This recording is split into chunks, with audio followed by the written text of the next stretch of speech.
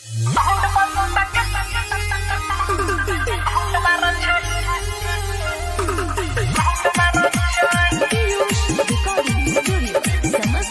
आप सुन रहे हो डीजे कमलेश पुलिया को।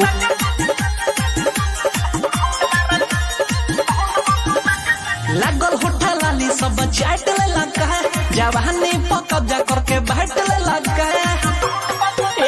लागल होठा लाली सब चाट ले लगा है, जवानी पर कब्जा करके बैठ ले लगा है। चोली के डोरी खुले नहीं तो कपड़ा फाड़े छ, खंती से गड्ढा खोनी बांस गाड़े छ, भीतर के चढ़ल भूत भगत बन के झाड़े छ, चिकन चीज उघाड़े छ।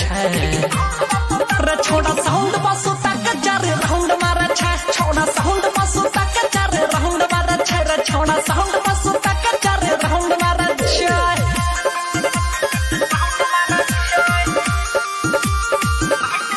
अभी आप सुन रहे हो डीजे कमलेश पुलिया को।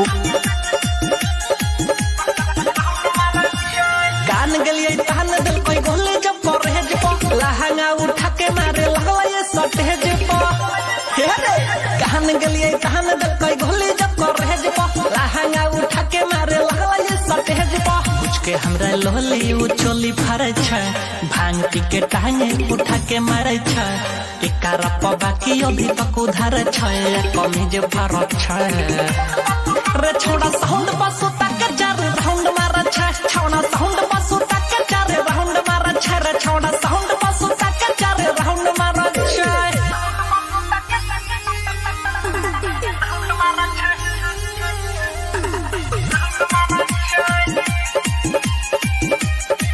अभी आप सुन रहे हो डीजे कमलेश पुलिया को।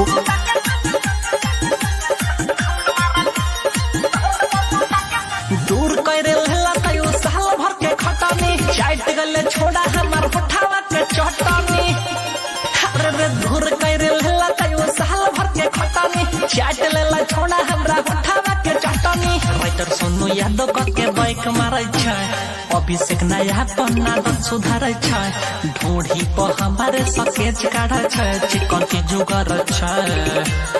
रे छोड़ा साउंड बसु तक चारे राउंड मारा छ, छोड़ा साउंड बसु तक चारे राउंड मारा छ, रे छोड़ा अभी आप सुन रहे हो डीजे कमलेश पुलिया को।